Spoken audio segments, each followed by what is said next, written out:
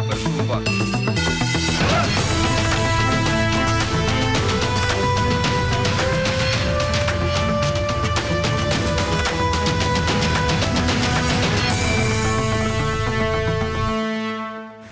Pemirsa, di penghujung tahun 2023 lalu tewasnya Dini Sera Afrianti yang merupakan kekasih Gregorius Ronald Tanur pada Oktober 2023 mengejutkan banyak pihak. Diketahui Ronald Tanur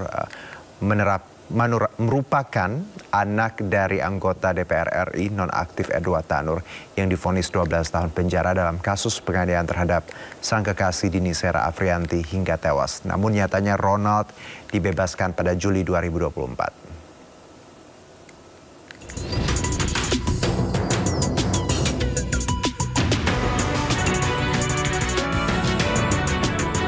Gregorius Ronald Tanur, anak anggota DPR RI nonaktif fraksi PKB Edward Tanur, ditetapkan menjadi tersangka penganiayaan kekasihnya Dini Sera Afrianti hingga tewas. Ronald Tanur terbukti dengan keji menganiayaan Dini. Bahkan sempat melindas lengan korban dengan ban mobil miliknya di basement sebuah tempat hiburan yang terletak di Surabaya, Jawa Timur. Pada Juli 2024 lalu, Gregorius Ronald Tanur divonis bebas oleh Pengadilan Negeri Surabaya. Dalam amar putusan majelis hakim yang diketahui, Erin Tuah Damanik membebaskan terdakwa atas segala dakwaan dari jaksa penuntut umum karena dianggap tidak terbukti secara sah dan meyakinkan bersalah melakukan pembunuhan. Meski terdapat bukti CCTV dan hasil visum, hakim memutuskan bahwa Dini meninggal karena meminum alkohol, bukan karena penganiayaan dari Ronald. Pasca menjatuhkan vonis bebas kepada Ronald Tanur, 3 orang hakim Pengadilan Negeri Surabaya dipanggil ke kantor Pengadilan Tinggi Jawa Timur. Sejumlah warga pun menggelar aksi keprihatinan tabur bunga di depan kantor Pengadilan Negeri Surabaya. Komisi 3 DPR RI melakukan rapat konsultasi dengan Komisi Yudisial membahas pengawasan terhadap vonis bebas yang diberikan oleh 3 hakim PN Surabaya kepada Ronald Tanur. Dalam rapat tersebut, Komisi Yudisial mengungkapkan ketiga hakim tersebut telah diberhentikan. Pada 23 Oktober 2024, Mahkamah Agung mengabulkan permohonan kasasi jaksa penuntut umum dalam kasus Ronald Tanur. Vonis bebas dibatalkan dan memutuskan Ronald Tanur dikenai hukuman 5 tahun penjara. Kemudian membatalkan putusan Pengadilan Negeri Surabaya nomor 454/PIT-B 2024/PN Surabaya tanggal 24 Juli 2024 tersebut. Kemudian mengadili sendiri. 1. Menyatakan terdakwa Gregorius Ronald Tanur, anak dari Edward Tanur, telah terbukti secara sah dan meyakinkan bersalah melakukan tindak pidana penganiayaan yang mengakibatkan mati. 2. Menjatuhkan pidana kepada terdakwa oleh karena itu dengan pidana penjara selama 5 tahun. Pada 28 Oktober 2024, Gregorius Ronald Tanur ditangkap di sebuah rumah di kawasan Pakuwon City, Surabaya beberapa hari setelah vonis kasasi Mahkamah Agung ketok palu. Ronald Tanur langsung ditahan di Rutan Kelas 1 Surabaya. Kejaksaan menyita barang bukti uang miliaran rupiah dari 3 hakim tersebut dan seorang pengacara bernama Lita Rahmat yang merupakan pengacara Gregorius Ronald Tanur sekaligus sebagai tersangka pemberi suap. Pada bulan November 2024, Kejaksaan Agung menetapkan Ibu Ronald Tanur, Mayriska Wijaya, sebagai tersangka suap. Tak lama berselang, Kejaksaan Agung menangkap Zarof Rikar, mantan pejabat di Mahkamah Agung, sebagai tersangka suap terhadap 3 hakim Pengadilan Negeri Surabaya yang memvonis bebas Ronald Tanur. Tahun ini salah satu kasus yang menjadi sorotan publik adalah kasus pelecehan seksual yang melibatkan Ketua Umum KPU RI Hasyim Asyari. Kasus ini tidak hanya mengguncang institusi KPU sebagai lembaga penyelenggara pemilu, tetapi juga menyoroti isu pelecehan seksual di ranah publik khususnya di lingkungan pemerintahan. Komisioner Komisi Pemilihan Umum Republik Indonesia Hasyim Asyari dilaporkan atas dugaan pelanggaran kode etik penyelenggara pemilu karena melakukan perbuatan asusila ke anggota PPLN. Perbuatan asusila itu diduga dilakukan sepanjang September 2023 hingga Maret 2024. Kita melaporkan Ketua KPU ke DKPP atas pelanggaran etik, integritas, dan profesionalitas yang melibatkan, diduga melibatkan tindakan-tindakannya dalam membina hubungan personal, hubungan romantis dengan seorang PPLN di luar negeri. Akibat kejadian itu, korban mengalami trauma dan merasa dirugikan hingga akhirnya mengundurkan diri sebagai anggota PPLN sebelum pelaksanaan pemungutan suara. Dalam sidang DKPP, Hasyim terbukti melakukan pelecehan seksual terhadap CAT dengan modus merayu dan menjanjikan pernikahan. Pada 3 Juli 2024, DKPP menjatuhkan sanksi pemberhentian tetap kepada Hasyim Asyari dari jabatannya sebagai Ketua KPU. Hasyim terbukti melakukan pelanggaran kode etik penyelenggara pemilu dan tindak asusila terhadap CAT. CAT yang menghadiri sidang tersebut menyampaikan terima kasih atas putusan DKPP. Sebagaimana yang sama-sama teman-teman jurnalis ketahui bahwa DKPP telah membacakan putusan perkara di mana saya jadi teradu. Dan sebagaimana diketahui, substansi dari putusan tersebut teman-teman sudah mengikuti semua. Pada kesempatan ini saya ingin menyampaikan, saya mengucapkan Alhamdulillah dan saya mengucapkan terima kasih kepada DKPP yang telah membebaskan saya dari tugas-tugas berat sebagai anggota KPU yang menyelenggarakan pemilu. Pada teman-teman jurnalis yang selama ini berinteraksi, berhubungan dengan saya, sekiranya ada kata-kata atau tindakan saya yang kurang berkenan, saya mohon maaf. Usai diberhentikan, Hasyim berterima kasih karena dibebas tugaskan dari amanah sebagai Ketua KPU. Di penghujung 2024, pimpinan Komisi Pemberantasan Korupsi KPK resmi berganti. Setio Budianto resmi menggantikan Nawawi Pomolanggo sebagai Ketua KPK untuk periode 2024-2029. Lantas, mampukah lembaga ini terus menjalankan tugasnya dengan integritas dan profesionalisme tinggi dalam memberantas korupsi di Indonesia? Saya bersumpah dengan sungguh-sungguh bahwa saya untuk melaksanakan tugas ini langsung atau tidak langsung. Pengucapan sumpah jabatan 5 pimpinan Komisi Pemberantasan Korupsi KPK ini disaksikan langsung Presiden Prabowo Subianto di Istana Negara Jakarta 16 Desember 2024. Setio Budianto resmi menjabat sebagai Ketua KPK periode 2024-2029 didampingi oleh 4 wakil ketua yakni Fitroh Rohcayanto, Ibnu Basuki Widodo, Johanis Tanak, dan Agus Joko Pramono. Setelah dilantik sebagai Ketua KPK, Setio Budianto menyampaikan komitmennya untuk melanjutkan praktik khas KPK dalam menangkap tersangka korupsi secara langsung alias OTT. Beberapa kali kan sudah kami sampaikan, salah satu kewenangan KPK kan bisa melakukan penyadapan. Ya untuk apa? Kalau misalkan kita punya kewenangan penyadapan, kemudian tidak melakukan OTT, itu kan salah satu rangkaian kegiatannya kan dari penyadapan.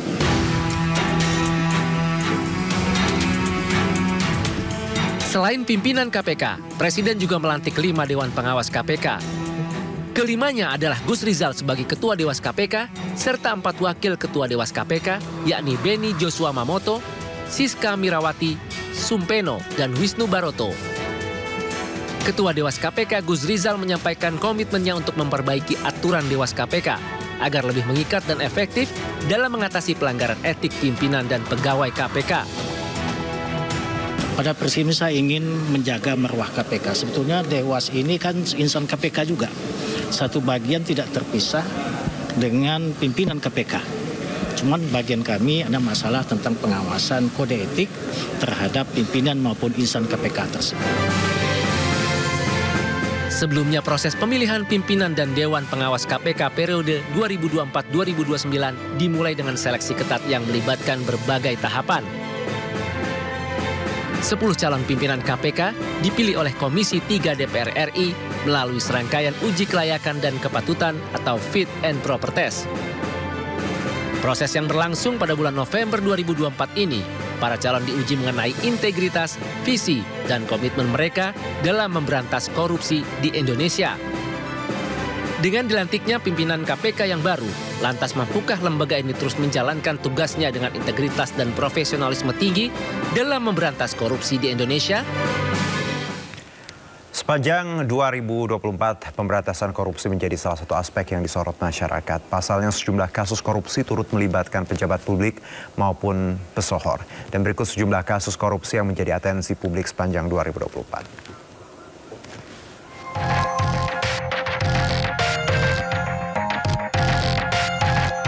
Satu hari jelang Natal, publik dikejutkan dengan penetapan tersangka Sekjen PDI Perjuangan Hasto Kristianto oleh KPK. KPK menyebut Hasto terlibat kasus tindak pidana korupsi, memberi hadiah atau janji kepada anggota KPU periode 2017-2022 Wahyu Setiawan. Hasto juga diduga sebagai otak di balik buronnya Harun Masiku. Menemukan adanya bukti keterlibatan Saudara HK yang bersangkutan selaku Sekjen PDI Perjuangan.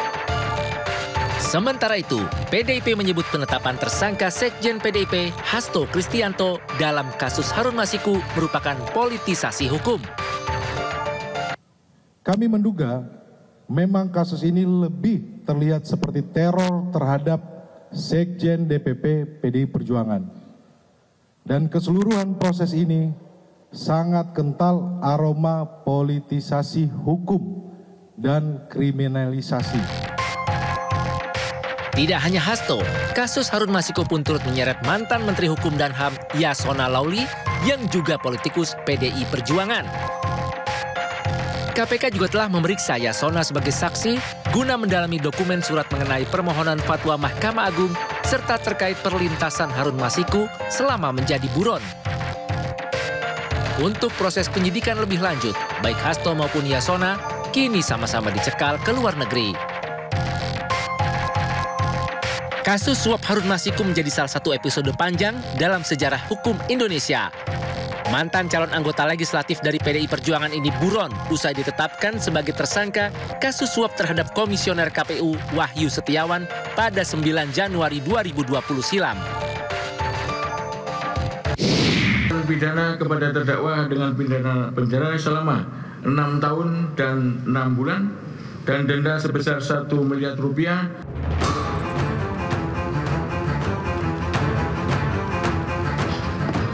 Kasus korupsi yang melibatkan Harvey Muiz, terdakwa dugaan rasuah, pengelolaan tata niaga komoditas timah, akhirnya mencapai babak akhir.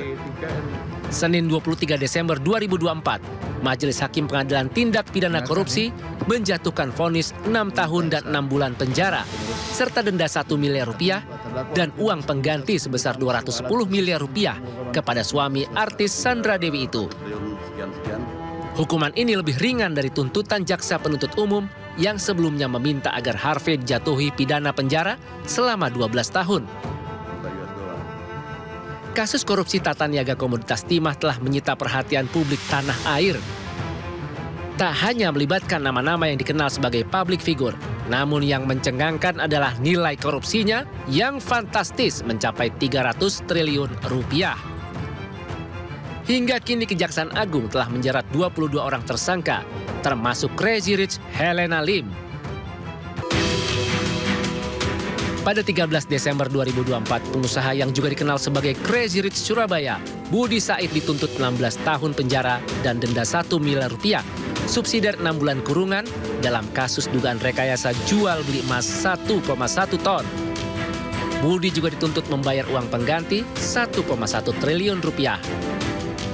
Dalam nota pembelaannya, 20 Desember 2024, Budi Said mengatakan banyak fakta yang diputar-balikan. Budi mengklaim dirinya justru menjadi korban penipuan jual beli emas dan meminta dibebaskan dari dakwaan jaksa penuntut umum. Sebelumnya Budi Said didakwa melakukan korupsi dengan menerima selisih emas antam sebesar 58,13 kg atau senilai 35,07 miliar rupiah yang merugikan negara sebesar 1,1 triliun rupiah.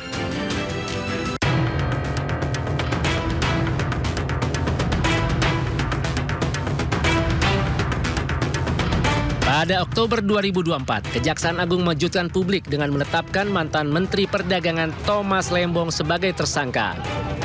Penetapan tersangka itu dilakukan setelah Tom diperiksa sebanyak 4 kali dalam kapasitasnya sebagai saksi.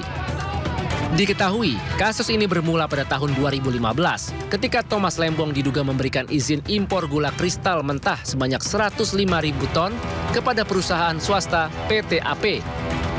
Keputusan tersebut dianggap bertentangan dengan hasil rapat koordinasi antar kementerian yang menyatakan bahwa impor gula tidak diperlukan, mengingat Indonesia saat itu mengalami surplus gula.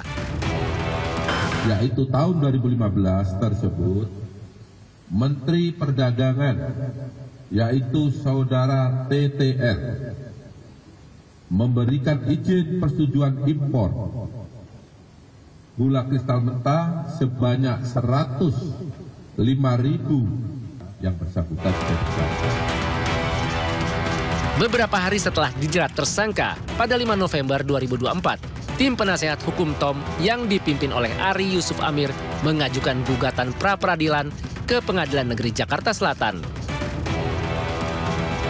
Namun pada 26 November 2024, gugatan tersebut ditolak Hakim Tunggal Tumpanuli Marbun yang menilai penetapan Tom sebagai tersangka sudah sesuai dengan prosedur hukum yang berlaku.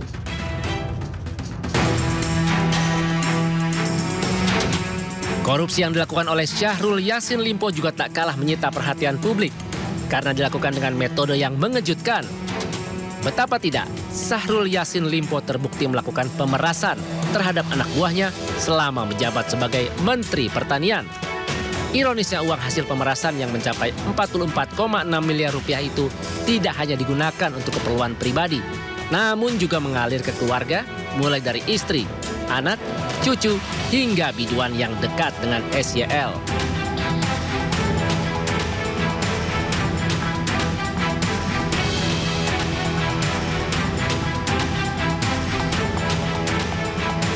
Atas perbuatannya, pada 11 Juli 2024, Majelis Hakim Pengadilan Tindak Pidana Korupsi Jakarta memvonis SYL 10 tahun penjara. Mengadili, 1. Menyatakan terdakwa Syahrul Yassin Limpo tersebut di atas telah terbukti secara sah dan meyakinkan menurut hukum bersalah melakukan tindak pidana korupsi secara bersama-sama dan berlanjut sebagaimana dakwaan alternatif pertama penuntut umum. Tidak hanya itu, SYL juga dijatuhi hukuman denda 300 juta rupiah, subsidiar 4 bulan penjara, dan diwajibkan membayar uang pengganti sebesar 14 miliar rupiah lebih dan 30 dolar Amerika, subsidiar 2 tahun penjara. SYL pun menganggap kasus pemerasan yang menjerat dirinya merupakan resiko jabatan. Ia mengaku siap bertanggung jawab atas perbuatan yang dinilai terbukti oleh majelis hakim. Dan saya bersoal dengan 44 miliar dan saya tidak pernah pegang sama sekali. Dan inilah resiko jabatan yang saya maksudkan. Kementan penyumbang terbesar. Terakhir anak-anakku sekalian, terima kasih banyak. Kali ini kutip dengan baik apa yang saya sampaikan. Terima kasih Pak Surya Paloh yang selalu mengajarkan saya terhadap masalah kebangsaan. Maafkan saya kalau tentu sebagai manusia ada yang keliru. Korupsi merupakan ancaman serius yang harus diperangi bersama. Tidak hanya merusak perekonomian, korupsi bahkan merusak semua aspek kehidupan bangsa dan negara. Lantas, mungkinkah korupsi di Indonesia dapat berakhir? Pemirsa, pilot Susi Air Philip Mark Mertens yang disandra oleh KKB 7 Februari 2023 akhirnya dibebaskan pada 21 September 2024. Kapten Philip dijemput tim dari kampung Yuguru, distrik Maibaroh dan di Kabupaten Duga, Papua, setelah sebelumnya pimpinan KKB mengajukan proposal pembebasan.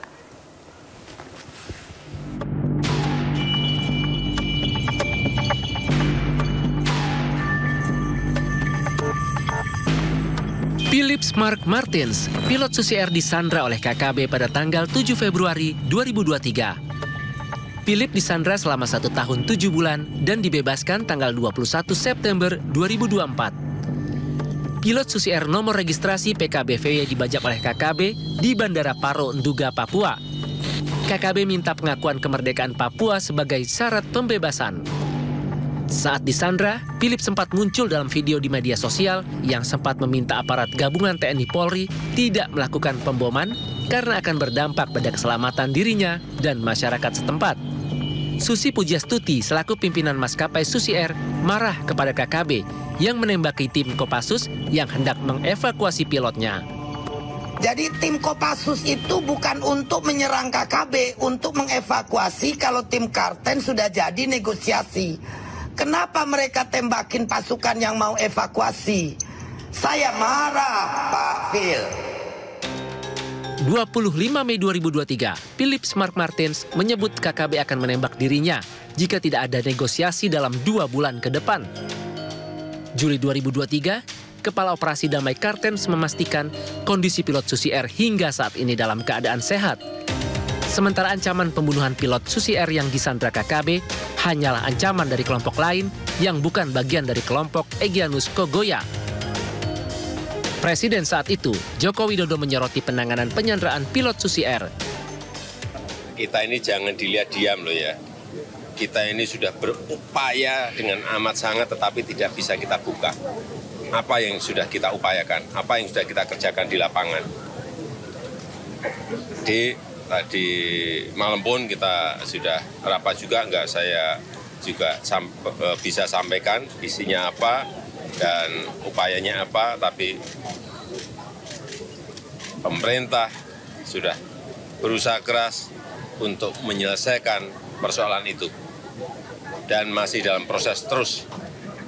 Saya tidak bisa kita buka pada publik. 7 bulan disandra, aparat TNI Polri terus berupaya maksimal dengan penuh kehati-hatian dalam upaya pembebasan. September 2024, pimpinan kelompok kriminal bersenjata mengajukan proposal pembebasan. Dalam proposal, terdapat simulasi proses pembebasan pilot berkebangsaan Selandia Baru tersebut.